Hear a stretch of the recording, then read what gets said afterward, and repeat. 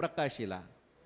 मोक्षद्वानी स्वतंत्र ज्ञानप्रधान हे शास्त्र येतूल आले, दुजी सूत्र उभारिले, असं 18व्या अध्यायामधलं म्हटलंय. मोक्षद्वानी स्वतंत्र ज्ञानप्रदान हे शास्त्र, हे शास्त्र जे आहे ज्ञानप्रदान आहे. मोक्षाला कारण काय आहे? ज्ञान आहे.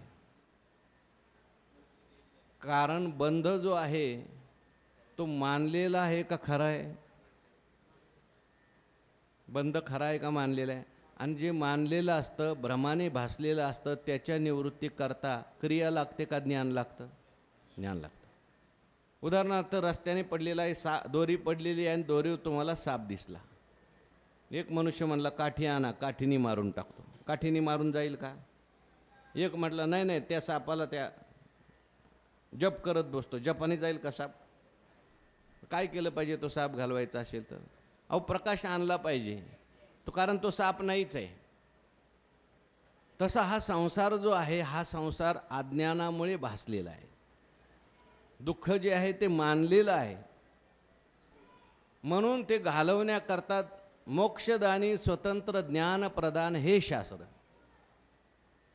हां, आता ते ज्ञान स्थिर होण्याकरता चित्त शुद्ध पाहिजे, म्हणून कर्म आहे. कर्म आहे, उपासना आहे, सगळं आहे, करावं लागतंय. म्हणून दुजी बोलीला योगू विशदू भगवान परमात्मा बोलायला लागले. विस्ताराने भगवान परमात्म्याने दुसऱ्या अध्यायामध्ये सुरुवातीपासूनच सांगायला सुरुवात केली. भगवान म्हणतात, बाबा अरे हे सगळं तू मारलं तरच मरतील आणि एरवी तसेच राहतील का? बरं, या सगळ्या जगाचा चालक मालक आता तूच झाला का?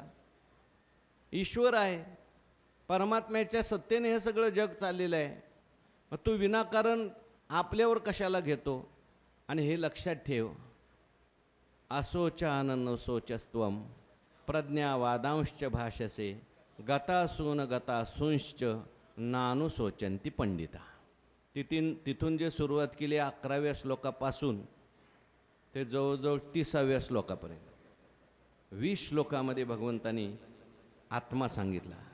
आत्मा कसा आहे आणि शरीर, आणि तू रडतोय कशासाठी? जे जाणार आहे ते जाणारच आहे, आणि जे राहणार आहे ते राहणारच आहे. आपले जे साचे ते कल्पांती न वचे, म्हणून हे जाणवणे गताचे न सोचे. जे जाणार आहे ना ते जाणारच आहे, म्हणजे आपलं आहे, शाश्वत आहे, ते राहणारच आहे. म्हणून तू अर्जुन शोक करू नको. त्याच्यानंतर भगवान परमात्म्याने अर्जुनाला आपल्या कर्तव्याविषयी मोह घालवण्याकरता दुसऱ्या अध्यायामध्ये स्वधर्म सांगितलं. स्वधर्म कसा श्रेष्ठ आहे हे सांगितलं. आणि म्हणून या ठिकाणी म्हणतात, तुझी बोलीला योग विशद, परंतु सांख्य बुद्धीशी भेदू दावनिया. पहिली सांख्य बुद्धी सांगितली, आणि नंतर ही सांख्य बुद्धी प्राप्त होण्याकरता तुला काय केलं पाहिजे? निष्काम कर्माचा आचरण केलं. बुद्धियोग प्राप्त होण्याकरता कर्मयोगाचा आचरण केला. म्हणून साधनारंभो तृतीया ध्यायी बोली, आज्ञाने बांधलिया मोक्षपदी बैसावया, साधनारंभो तृतीया ध्यायी बोली. काय प्रत्येकाचा जसा अधिकार असतो, एकदम सगळं सांगून चालत नाही. गुरुवारी दृष्टांत सांगत असतात. एका श्रीमंत ग्रस्ताने आपली मुलगी एका घरी दिली आणि सांगितलं, काही लागत ते पैसे घ्या, काही हुंडा घ्यायचा ते घ्या, परंतु माझी मुलगी सुखात राहिली पाहिजे. आणि 1 वर्षाने त्या मुलीला भेटायला गेला तो बाबा. गेल्यानंतर पाहिलं ते एकत्र कुटुंब होतं. त्या एकत्रित कुटुंबामध्ये लहान लहान मुलं होती, आणि त्या सगळ्यांच्या शी काढण्याचं काम त्या मुलीकडे दिलं. बापाला वाईट वाटलं, त्या व्यायाला बोलून घेतलं. म्हणजे याच्यासाठी माझी मुलगी तुम्हाला दिली? मी सांगितलं होतं ना माझ्या मुलीला काय काय. ते म्हणले, अहो आम्ही आल्या आल्या त्याच्या हातात आमच्या घरातल्या तिजोरीच्या चाव्या, सगळं घर तू सांभाळतो, घराची मालकी नाही, ते जमा. मग दुसरं घराचा स्वयंपाक तिला करायला दिला, तर स्वयंपाक करत असताना चपाती करायची, भारताचा नकाशा केल्यासारखं करपून ठेवायचं. मीठ नाही भाजीमध्ये, हे नाही ते नाही. तिला विचारलं बाबा तुला काय काम, कपडे धुवायचं मला काम, कपडे धुवायला इंद्रायणीवर घेऊन गेले, तिकडेच कपडे ठेवून येईल. अनेक प्रकारची कामं आम्ही तिला दिली परंतु जमत नाही. शेवटी तिला म्हटलं तुला काय जमतंय, ते म्हणली मला एवढंच जमत. पण या सगळ्या पोरांचं सकाळी उठल्या उठल्या शी काढायचं अधिकार पैसा सगळ्याला एकदम. त्या ठिकाणी सुरुवातीला भगवंतांनी अर्जुनाला ज्ञान सांगितलंय, कारण एखादा उच्च अधिकारी असतो त्याला सगळे अध्याय ऐकावे लागू नये म्हणून पहिल्या झटक्यात ज्ञान सांगितलं. काना वचनाची भीती सरिसाची पैकी वस्तू होणे उठी कवणे सगळ्यांची बुद्धी सारखी नसते. म्हणून एखादा अधिकारी असेल तर लगेच त्याला ज्ञान व्हावं म्हणून लगेच दुसरा अध्याय सांगून टाकला. पण देवाला माहिती आहे सगळे अधिकारी नाही. ऐकलं तरी सुद्धा, कळलं तरी सुद्धा ते अनुभवाला येण्याकरता चित्त शुद्ध असावं लागतं. मोक्ष देईल ज्ञान ते तकीर नाही आन, तरी ते थारे ऐसे मन शुद्ध व्हावे. आणि म्हणून भगवंतांनी दुसऱ्या अध्यायामध्ये जरी ज्ञान सांगितलं तरी सुद्धा साधनारंभो तृतीया बोलले. मोक्षपदी पैसा अज्ञाने बांधले, सगळे अज्ञानाने बांधलेले आणि त्याला मोक्षपदावर बसायचं असेल तर साधन केलं. कारण चित्तशुद्धी झाली पाहिजे, चित्त स्थिर झालं पाहिजे. आणि चित्तशुद्धी ही जी आहे ते कर्माने, निष्काम कर्माने. पण आता सगळ्यांनाच निष्काम कर्म सांगून झालेलं का? पहिलं कर्मच करत नाही कोणी. मग तिसऱ्या अध्यायामध्ये कर्मापासून सुरुवात आहे का निष्काम कर्मापासून? कर्मापासून. मग तिसऱ्या अध्यायामध्ये त्या ठिकाणी तुझी काय तुझी बोलीला योग विषयू परी सांख्य बुद्धीशी भेदू दावूनिया आणि तिची केवळ कर्म प्रतिष्ठिली तेची चतुर्थी ज्ञानेशी प्रगटिली पंचमी गवरिले योग तत्व. तिची केवळ कर्म प्रतिष्ठिली, केवळ कर्मच करत नव्हते लोक. शास्त्रीय कर्मात प्रवृत्तीच नाही, अशास्त्रीय कर्मात प्रवृत्ती. मग त्याला सांगावं लागलं बाबा पहिल्यांदा ब्रह्मदेवाने ही प्रजा निर्माण केली, हे सृष्टी चक्र निर्माण केलं. आणि त्यावेळेस ब्रह्मदेवाला सगळ्यांनी विचारलं आम्हाला काय आसरा आहे. ते वेळी प्रजा विनविला ब्रह्मा, तेव्हा काय आसरा आहे आम्हा. मग तुम्ही काही बाकी करू नका, त्यांनी सांगितलं. तुम्ही व्रत नियम न करावे, शरीरात न पिडावे, दुरीही न वचावी, तीर्थाटने, योगाधिक साधने, साकांश आराधने, मंत्र तंत्र विधाने या भानगडीत पडू नका तुम्ही. काय करा, काय करायचं मग, काय करायचं मग? हागा स्वधर्म तुमच्या वाट्याला आलेलं काम आहे. स्वधर्म जो आपला तुम्हा वर्ण विशेषे आम्ही हा स्वधर्म वहिला असे या ते उपासा मग आपैसे पूर्ती. तुमच्या वाट्याला आलेलं जे काही कर्म असेल ते तुम्ही करा. आणि हे कर्म केल्यानंतर काही तुम्हाला कमी पडणार. देवान भावयिताने ते देवा भावयंत्वा परस्परम भावयंता. तुम्ही देवतांतरा ते भजा, देव तुम्हा तुष्टी घडेल प्रीती जे. तुम्ही जे कर्म म्हणाल ते आपली सिद्धी जाईल. वाचा सिद्धी पावाल, आज्ञापक व्हाल.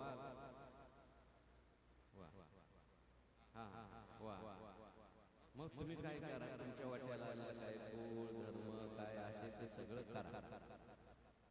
तिची केवळ कर्म प्रतिष्ठिली, नुसतं कर्म सांगितलं. पण नुसतं कर्म जे आहे ते कसं काय मुक्तीला कारणीभूत होईल अशी पण शंका आहे. आता हे कर्म सकाम आहे का निष्काम आहे? सुरुवात सकामच आहे ना. देवतांची उपासना करा, देवता तुम्हाला प्रसन्न होतील, हे सगळं सकाम कर्म आहे. आणि सकाम कर्म कसं काय तुम्हाला मुक्तीला कारणीभूत होईल असा प्रश्न निर्माण होतो. म्हणून तिची केवळ कर्म प्रतिष्ठिले तेची चतुर्थी ज्ञानेशी प्रगटिले. पुढे तिसरा अध्याय झाला, म्हणजे जे नवते कर्म करणारे काही करत होते त्यांना इकडे आणा. काहीच करत नाही ना बाबा, सत्यनारायण का होईना कुठं देवच मानत नाही ना, मग सकाम सुद्धा तयार, ह्या देवाची पूजा केल्यावर हे मिळेल, त्या देवाची पूजा केल्यावर काहीच करत नाही, देवच मानत नाही. त्या निमित्ताने देवाकडे त्याला आणलं, सकाम कर्म करायला लावलं, शास्त्रीयच आहे. पुढे सांगितलं बाबा सकाम करू नको,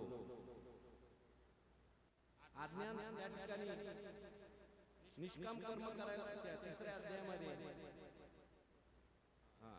तृतीय साधनारंभ तो तृतीय अध्याय बोलिला. मग अध्यायाने मानलेला पुढे म्हणतात ती देहाभिमान बंधे सांडून काम्य निषिद्धे विहित परी अप्रमादे अनुष्ठान. ऐसा सद्भावे ऐसे सद्भावे कर्म करावे. हा तिजा अध्याय देवे निर्णय केला ते जाणावे कर्मकांड येते. कर्मकांड सुरू झालं. काय करायचं, कोणतं करायचं? देहाभिमान बंधे सांडून काम्य निषिद्ध. मग पुढे काम्य आणि निषिद्धाचा त्याग करून विहित करायचं. काम्य करायचं नाही, निषिद्ध करायचं नाही, विहित करायचं. कारण देहाभिमानातून सुटायचे म्हणून विहित कर्म करायचे. शास्त्राने जे सांगितले ते करायचे, पण अप्रमादे अनुष्ठावे. ते विहित करताना प्रमाद झाला नाही पाहिजे.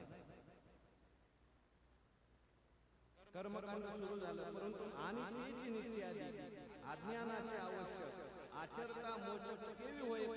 आपण आता हे कर्म आम्हाला कर्मातून कसं काय सुटणार? अज्ञान गेलंय का? मग अज्ञानाने युक्त होऊन आम्ही कर्म करतोय. मग त्याची नीती आली अज्ञानाचे आवश्यक आचरता मोचक केवी होय. कसं काय त्या ठिकाणी मुक्त करणार ते कर्म होय?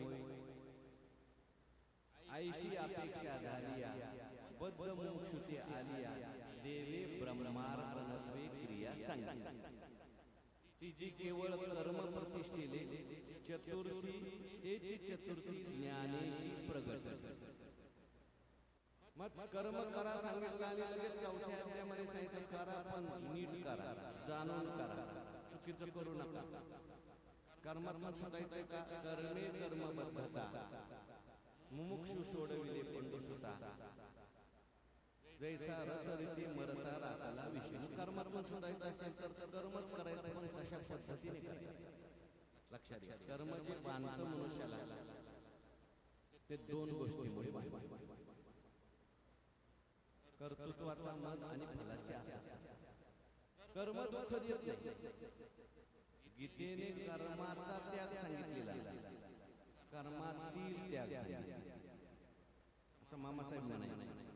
बऱ्याच वेळेला काय होतं, कर्म दुःख देतो मनुष्य कर्माचा त्याग करतो. मला कर्मच नको, चला आलं दिलं दोन पंढरपूरला. इथं आलं काही ना काही आसक्ती असल्यामुळे इथं आल्यावर काहीतरी कर्म करतो. आपण नेहमी दृष्टांत सांगत असतो. एका माणसाने आंबे आणले, महागातले आंबे, अजून काय आंब्याचे रेट कमी झाले नाही, 500 रुपयाला 5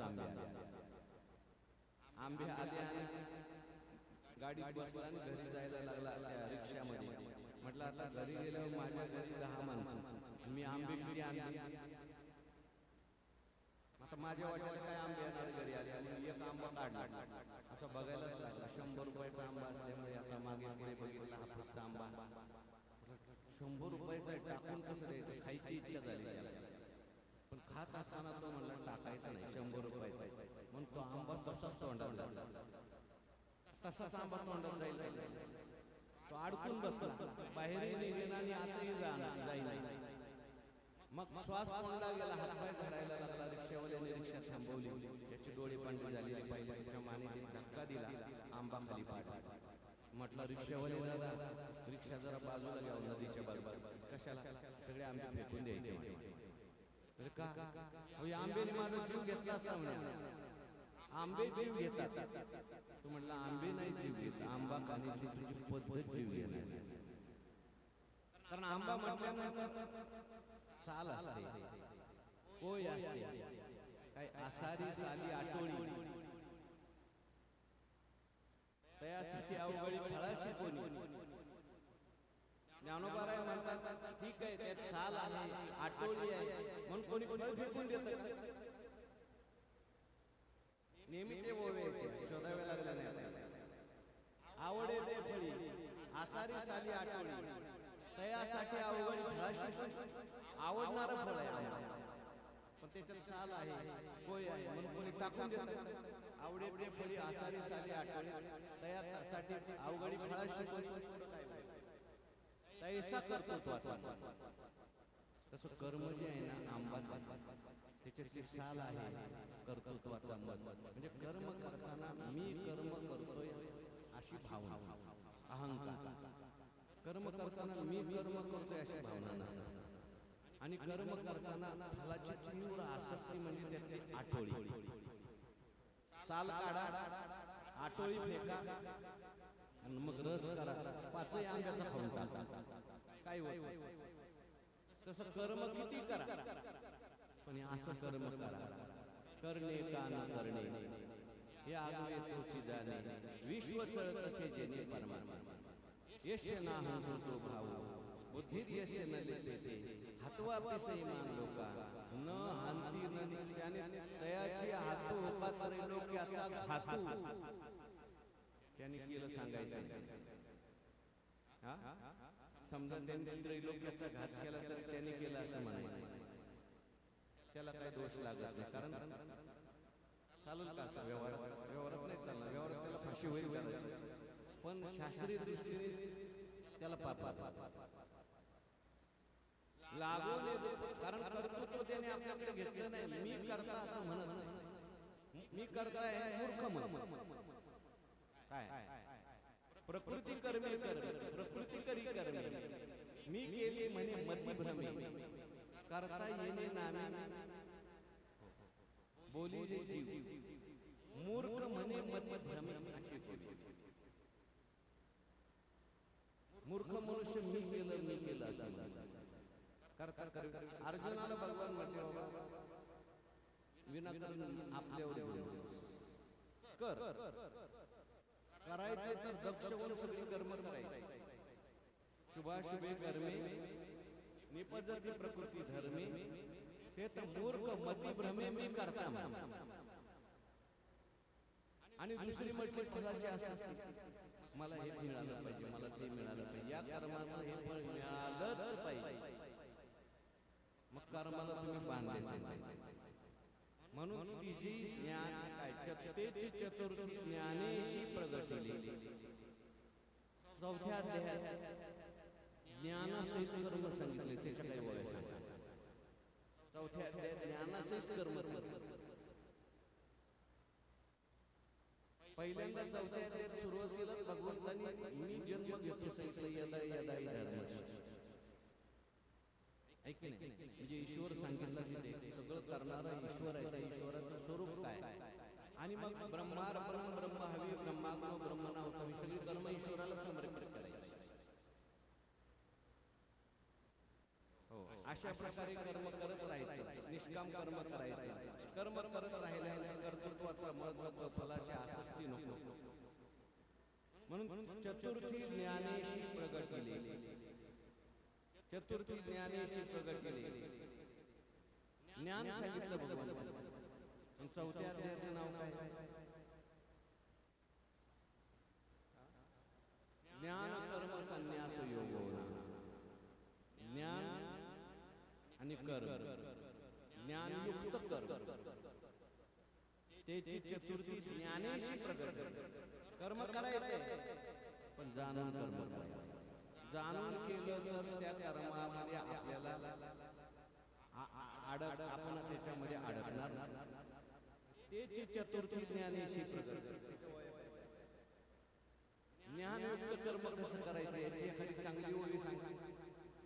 सगळ्या चौथ्या अध्यायातली मी एक सांग कर्म कसं ज्ञानयुक्त करायचं पूर्ण चौथा अध्याय तुम्हाला दिलेला.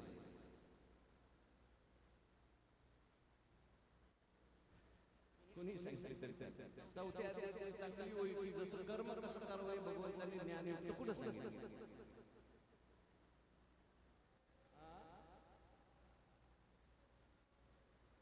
हे मजसी सव झाले परी म्या नाही केले आईसे दिले झाले तो सुटला.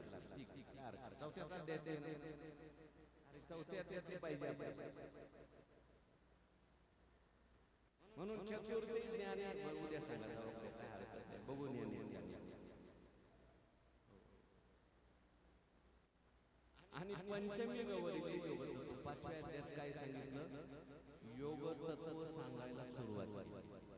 त्याचा विषय आपल्याला पाहायचा आहे. आणखीन काय काय चाललंय, काय पुढे सांगितलंय त्यानुसार सांगणार आहे आपण. ते पुढील प्रवचनात पाहू. कुंडली